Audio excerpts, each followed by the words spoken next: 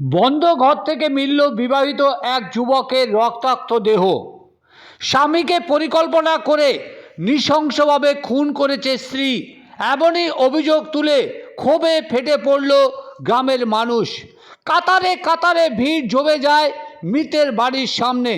বুধবার সকালে এমনই ঘটনায় চাঞ্চল্য ছড়ায় উত্তর 24 পরগনা জেলার মাটিয়া থানার বিবিপুর বেগমপুর গ্রাম পঞ্চায়েতের নগর কচুয়া কলুপাড়ায়।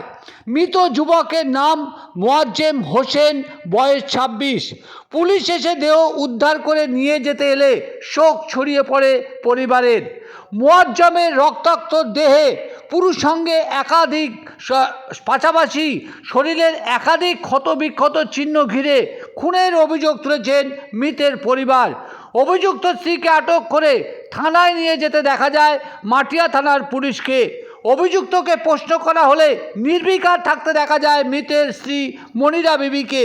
মোয়াজ্জেমের রক্তাক্ত দেহ যখন পুলিশ উদ্ধার করে নিয়ে যাচ্ছিল, ঠিক তখন কী ঘটেছিল তা দেখুন, পাশাপাশি পরিবার কি জানাচ্ছে তাও শুনুন।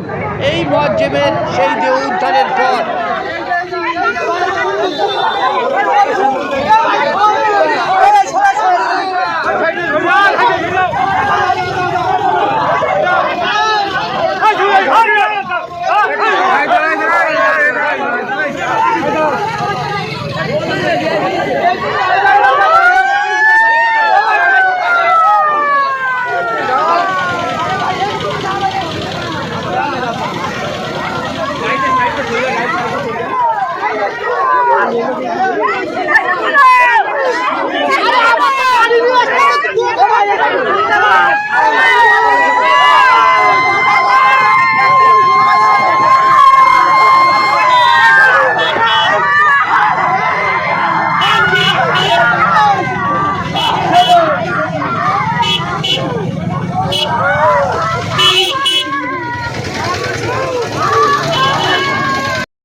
আপনি মারলেন কেন?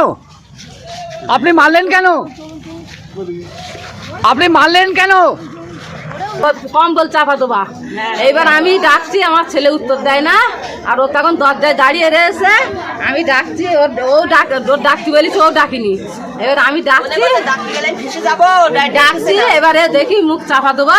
আমি বলি মুখ চাপা দিয়ে ঘুমোচ্ছে, আনছি আমার ছেলের নাম ধরে ডাকছে। এবার তারপর আনছে না মানে এইবারে এরকম ডাকছি, দেখি গা পুরো ঠান্ডা, আর হাত একটা মুখের ওপর এইভাবে রক্ত নাক দিয়ে মুখ দিয়ে গড় গড় করে বেরোচ্ছে।